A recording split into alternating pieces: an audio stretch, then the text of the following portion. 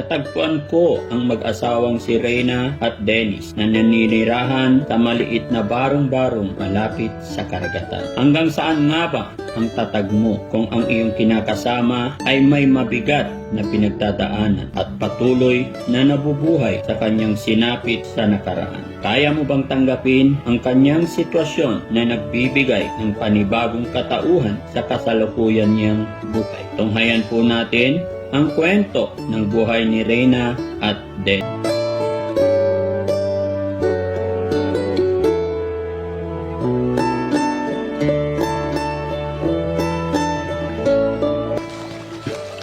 Daming bato. So ayan mga kababayan, mga kabarangay, isang mapagpalang araw po sa atin lahat. Mga kababayan, kasama ang team at syempre sa ating mga taong tumutulong sa amin dito. At kay Sir, ano pangalan ni Sir? Kagawad Bong na lang po. Kagawad Bong. Si Kagawad Bong po, siya yung kasama natin dito papunta dyan dahil mayroon tayong tutulungan, mayroon siyang inilalapit at samahan niyo kami mga kababayan. Pero Daddy Frankie, mabuhay po kayong lahat mga kababayan.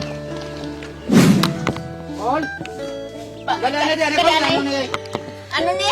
Ganahin na si Reyna daw. Ano gani ina subiri ko. Si Reyna, ay kung ano ini. Ano ini? Kibot amo sini. Wala ko sinibong kabalo. Wala ko sinibong kabalo. Wala gi kabi sini Sir kabalo. Ito po bahay niyo, Nay. Ay nakulbaan ini siya. Kay basikon ini. Basi dalak ko na ini. Kunano? Wala ako kabalo sini sang ubra kon nibong Ay namirsa ako kay way di ko kabalo ari ko di kagaina. Ari ko kagagaina dre, way ni mo ko paghalin ke. Igla la ka ini. Ano tagabalo, basi kung talakpon kita ko nano mata. Ano ako kayo, puto ganahin natin na. Bala may masakit ini. Ipos-ipusan ta kamo yan. Yan sa vlog na. Mga kaibigan kami, Nay, kaibigan. Sa vlog na. Ayaw, hindi ko galalay dito. Sige. Wala ka man siguro nung isala kay hindi ka pagdakpon. Keyboard gani kami, Akong sir. gitano Nakibot lang kami. Ano mo sa tay? Magulang. Magulang mo? Nakibot lang gani kami nga Pero gina. kami to. Mga charity vlogger kami, Nay. Vlogger rin yung pag lumikuan, bas mo na nung magwadwad ka. Mga charity Ay, sorry lang. Okay lang po. Ako, anay. Sorry, wala di ko kabalo kay bigla Aha. niya, be kay po. Kaya nung Jong ako nga ho. Okay lang po yun, wala problema, Nay. ako, matsin mag-usap. Sorry lang ha. Oh, hindi, wala Sorry problema, Nay. Okay lang po. Wala silang alam dad sa vlog kasi hindi kaya kala nila huliin sila. Ay, hindi po. Lapit matanak lagi na siya ang pagdong. Maging kami man ay nagulat sa aming naabutang pangyayari. Ngunit pagkatapos ng buong komosyon ay agad kong ipinaliwanag ang aming pakay para sa mag-asawang nilapit sa akin ng ating kasama. Isang mapagpalang araw po sa atin lahat mga kababayan, mga kabarangay. Kumusta po kayong lahat? Saan man kayo naroroon? Luzon, Visayas, Mindanao? Yan, sana po ay nasa mabuti kayong kalagayan. Ganon din po sa ating mga kababayan na nasa ibang bansa. Kumusta po kayo? Lalong-lalo na po sa mga kababayan nating OFW. Kababayan kung sino man yung taong lumapit sa Daddy Frankie Upo ka, sir. Kaya isasama natin siya dahil hindi ko po masyado naintindihan ang salita dito. Ayan, magandang hapon sa'yo, sir. Ano pangalan ni sir? Magandang hapon po, Daddy Frankie. Si Kagawad Bong Ibanez. Bong Ibanez. Ayan, magandang hapon sa'yo, sir. At mga kababayan ng ating, ang inalalapit ni Sir Kagawad is si, pangalan ni tatay? Dennis. Ayan, si nanay? Reyna, Nanay Reyna. Ilang taon si Nanay Reyna? 40. 40 na. Si tatay? Ikaw na dyan sa 30. Mga 30.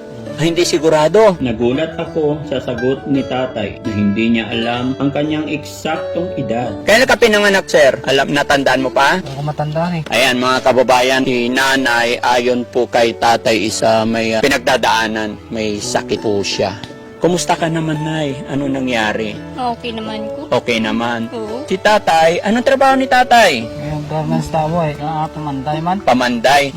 Ay, hindi ka mangingisda. Pero yung bahay nyo, mga kababayan, pasensya na po kayo. Kaya po kami naglipat dito. Pasensya na rin po sa nangyari kanina doon sa harapan ng bahay nila. Pagpunta namin doon, nagkaroon ng hindi pagkaunawaan. Dahil po si tatay, hindi pala siya nagsabi sa pamilya na darating kami. So, sila ay nagulat. Akala nila huhulihin na sila. Hindi ko alam kung bakit. Kahit ako po ay nagulat ako dahil hindi ko naintindihan. Pero nakita ko sa kanilang reaksyon na may umiiyak na si Nanay Rina at nagwawala na yung nanay. Pero pasensya na kayo kanina, no? Hindi ko alam din na hindi ka pala kayo nasabihan na darating kami. Dahil sa biglaang pangyayari, kami po ay muling humihingi ng dispensa sa kanilang pamilya. So akala mo kanina, hulihin kayo? Akala ko hulihin kami, natatakot ako. Ano yun? May phobia ka ba sa mga manghuhuli? May nanghuhuli ba sa inyo dito? Why man? Wala naman. Kinadlok lang ako. Ay, natakot ka lang. Pasensya na kayo. Ako si Daddy Frankie. May video tayo ngayon. Okay lang i-upload ito, ha? Okay lang ba? Okay, salamat. Kami po yung mga galing sa Maynila. Mga kasamahan ko yan. Charity vlogger kami. Okay ka lang, Tay? Tahimik ni Tatay. Kumusta, Tay? Okay man Japon eh. Okay man Japon. Okay pa rin. Si Nanay, ano nangyari kay Nanay? Kumusta ka, Nay? Anong ginawa nila sa'yo? Okay naman ko. Ginawa lang sa Manila eh. Sinabunutan lang ko. Kag ginapagutuman sang ama ko. At dito ay hindi ko inaasahan ang isiniwalat ni Nanay patungkol sa kanyang karanasan noong siya ay nagtatrabaho pa sa Maynila. Wala po. Ang gasakit ang tinahi ko. Wala kaon-kaon. Walang kain-kain. Bakit? Eh, natago nila ang pagkaon eh. Hindi nila ko tatagaon. Hindi ka binibigyan. Hindi. Ano yun? Hindi na pwedeng isang maghapon hindi ka kakain, di ba? Gaano ka ba katagal sa kanila? Anong katuig? Ay, 6 na taon. Tapos hindi ka papakainin. Kung walang amo ko, pasalamat ko sa amo ko. Mulang kapakaon sa ako ng ama ko. Ay, git, natago na ang pagkaon. So mga kababayan, no, gaya ng aking sinabi, Sir, dahil ikaw ang lumapit sa amin, hindi ko maintindihan lahat yung sinasabi. At yun mga kababayan, ang dahilan ng pagpunta ng Team Daddy Frankie dito is para matulungan lang po sila. So Tay, bakit sila ang inilapit mo sa amin? Ano mo sila, mga kamag-anak pa sila o ano? Ay, hindi po, Daddy Frankie, hindi ko sila mga kamag-anak ko. Bakit sila ang nilapit mo sa amin? Kasi nakita ko naman yung ano nila na may mga sakit itong batang ito. Ramdam ko ang pagmamalasakit ni Kagawad Bong para sa mag-asawang ito. Sir, dahil ikaw lumapit sa akin, gaano mo na sila katagal kakilala? Mga ilang taon na po? Matagal na, since nga pagdating ko rito, medyo bata pa to, aso lang, kinuha ito ng ano niya, ng lula at pa Maynila. Mula pagkabata pala, sir, kilala mo na sila. Opo. Sir, dahil hindi ko naintindihan lahat ang sinasabi niya, okay lang ba doon sa iyong pagkakakilanlan sa kanila kung gaano mo sila kakilala? Pwede ba ikwento mo kung ano nangyari sa kanila? Kasi kahit si tatay, hindi rin makapagkwento ng maayos, mga kababayan, dahil sa sitwasyon namin na hindi ako nakakaintindi ng salita nila at hindi rin siya nakakapagsalita ng Tagalog. Kaya si tatay, hilingin natin na siya magkwento. Okay lang ba tayo ikwento mo kung ano yung pagkakakilanlan at kung ano reason bakit sila ay inilapit mo kay Daddy Frankie? Kaya ko inilapit to. Kilalang bata ito. Mula nung pagdating ko rito, tapos kinuha siya ng ano niya, lula at pa Maynila nga paaralin. So pagdating doon, iwan ko ano naman nangyari, pero pa mga 6 na taon nata 5, bilta na lang na yun ang nangyari sa kanya pagdating dito. May parang depression ba? Kaya nga hindi na ipagamot hanggang ngayon yun na. So matagal na talaga ang sakit nito. Pagdating dito mula nagkagawad ako rito is mga 6 na taon. Basta simula noon, yun na talaga. Si tatay naman, Tay, ano naman? Ate ka lang, bigay ko tong mic sa'yo, Tay, ulit. Sir. Sige, Tay, ano naman ang gustong sabihin ni tatay? Pupuntahan nga makaayon at ang akong asawa nga mapabulong naman nga ako nga makabulig lang siya makabulig na ko siya nga makaayon na siya. Muna na magpasalamat ko. Ganda adlaw sa daan kaya kakisa naman lang kita ko ganda pag abot sa oras na minasakit siya ako nagapabulong ako tayon. Napabulong ko sa nagbulong sa ko dyan. Kaya hindi lang mapabayaan ko na kaya asawa ko man hindi ko napabayaan man. Kaya ko nga gasto siya Ngayon lang ko makon nga nung panayon akong bulig sa inyo. Nga kung buligan man yung mga kami. Pasalamat ako. Na nga ako nagparay sa inyo. So, si nanay naman, Nairina, alam ko hindi maganda yung pinagdaanan mo. So, naiintindihan ka namin. pero tulungan mo rin sarili mo. Ha? Kung ano man yung nararamdaman mo, kung ano man sakit na nandito sa puso mo, kung ano man ang hinanakit mo sa mga tao, sana patawarin mo na sila, yung mga nanakit sa'yo, patawarin mo na para gumaling ka. Tulungan mo rin ang sarili mo, ano? Kasi yung sakit sa dibdib na nandito sa puso natin, hanggat hindi natin pinapatawad yung mga taong nakapanakit sa atin, ay hindi talaga tayo magiging malaya sa puso natin. Kumbaga, habang buhay na dinadala. Kaya siguro hanggang ngayon, medyo dala-dala mo pa rin yung sakit, problema. So sana naintindihan mo ko. Kaya kung ano man yung mga sakit, na nasaktan ka man nila or what, pabayaan mo na. Pero sa pagkakataon nito, siguro ito na yung huling pagsasabi mo. Sabihin mo kung ano yung nararamdaman mo para alam din namin kung saan kami magsisimula, kung paano ka namin matutulungan. Tulungan mo ang sarili mo. No? So sabihin mo, pwede mo bang sabihin para makalimutan mo na kung ano talaga nangyari sa'yo? Nabatyagan ko na lang. Ginakontra mo lang ko sa utod ko. Yung nabatyagan ko. Kaya pa nga yung nagani ko sorry sa iya para magbatian na kami. At dito na nga, nahilabas ni Ate Reyna ang iba pa niyang hinanakit sa kanyang buhay. Sige, sabihin mo lahat kasi kung sino man yung taong yun, mapapanood niya to. Kausapin mo siya. Sige, para mawala na yung galit bawat isa. Para gumaling ka na rin. Yung gano'n. Kasi sa Manila, may ko sorry. Para madula na niya akong sakit. Kikis ka, may nabatyagan ko. Basabit mo na akong lawan. Kasi naluluoy na gani ko sa akong upod. Sa trabaho lang. Naluluoy na gani ko sa iya. Ang galing ko na obra. Gagawa lang ko sa sulod balay at tiga-tiga mo. Pag-abutan niya, ready na mga pagkaon. Ipang limpyo lang ko gagawa sa sulod balay. Isa nga na kung kumana akong ginikanan, nabisitahan ko man. Luoy man ko sa iya. Isa lang sa iya balay. Ang isa, gabisita man ko to sa utod ko. Nahidlaw na ko abi sa ila. At abi sila sa pilar. Kung nagakadto man ko to kung kisa sa ugangay ko, nahidlaw naman ko gali sa ila. Mga ayot na ko sorry sa ila, na kontra naman nila ko.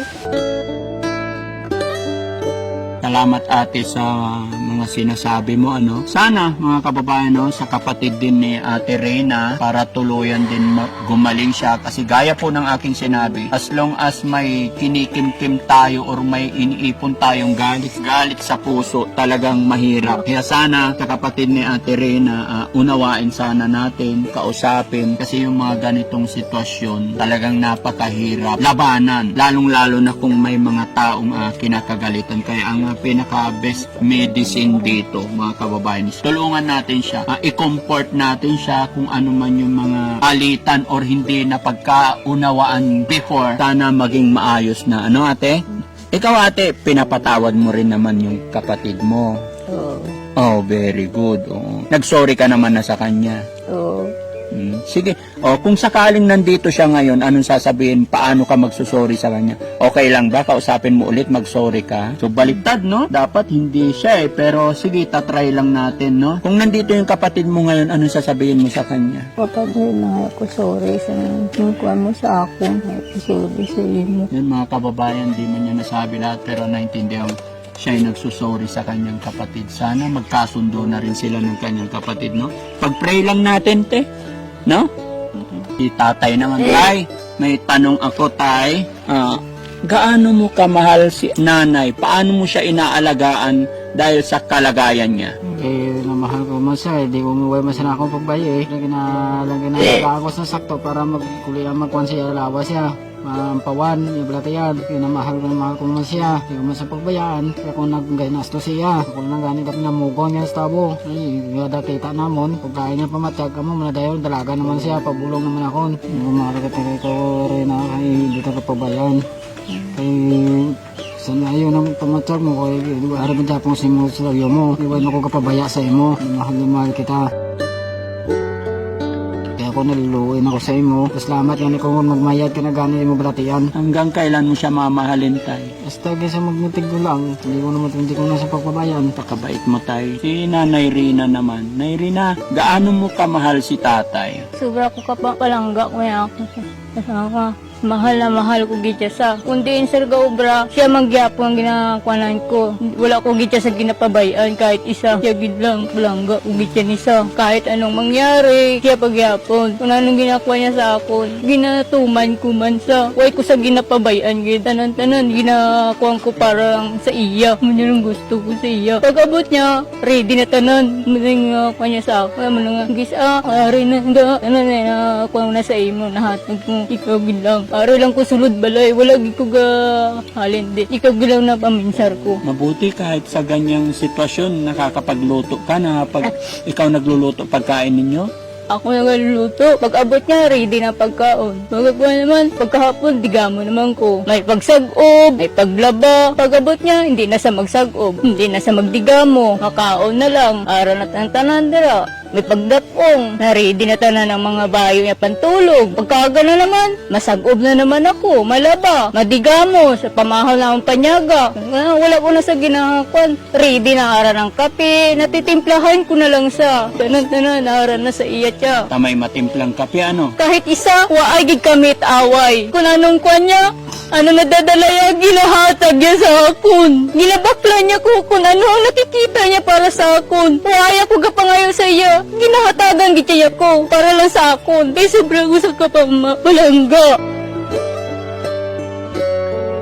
Siya lang ang lalaki nga nag-iisa sa akong tagipusoon. Wala nang iba. Hindi ko na ni sa pagpaliton pa iban. Siya gid lang. Wala man sa gainom, wala man sa sigarilyo. Naluluwi lang ko kasi siya. May pagbakalit anong sa sakon, bulong, may pagkuhan sa sulod balay, bakalit kuhan na sa sulod balay. Ara na tanan-tanan. Tay, kumusta ka? Okay. Ako yung ang hirap. At dito na bumuhos ang aking luha na kanina ko pa pinipigilan. Parang tagus talaga mga kababayan, no? After all, ng kalagayan ni nanay, todo pa rin yung pagmamahal niya kay tatay. Sana, pag-pray natin, no?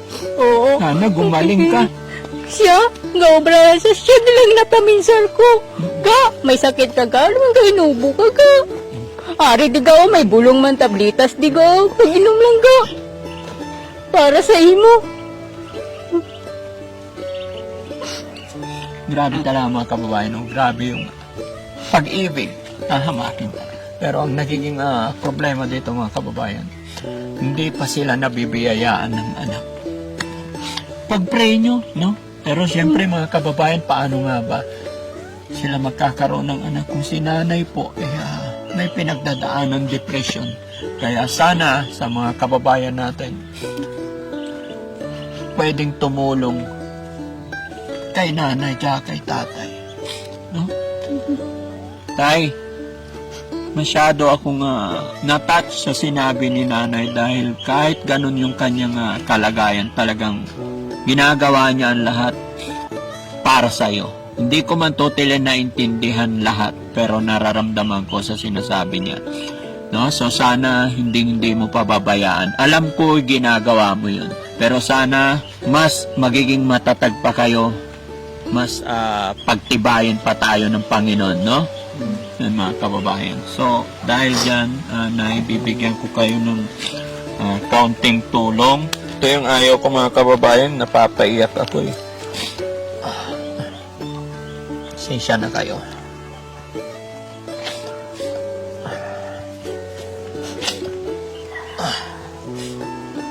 Hindi ko akalain ganito yung madadatnan ko dito.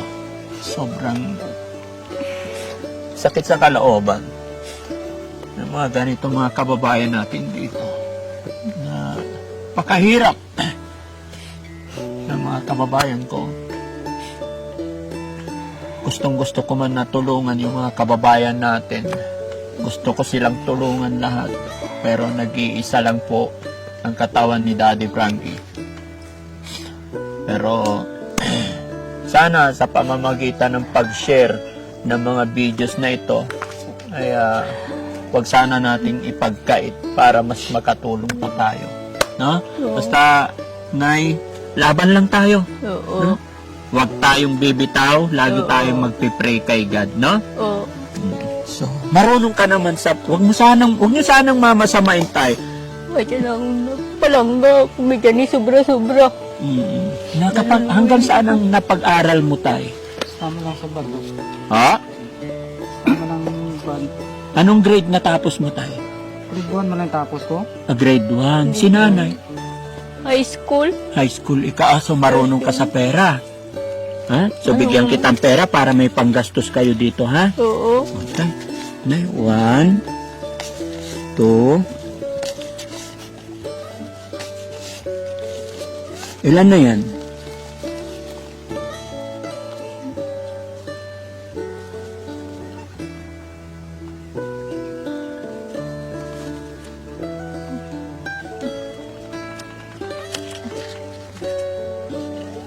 Ilan lahat?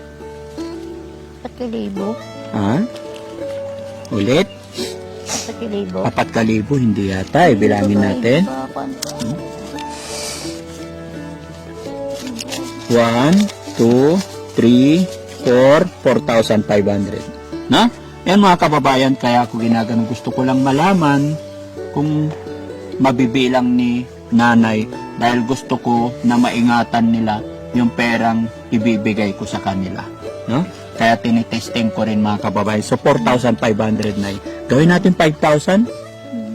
Ano gagawin niyo sa pera? Iba ka lamon ni sulod balay, mga bugas para sa amon nga duwa, panigana sa lawas namon, lamon. Ano daw bibili niyo?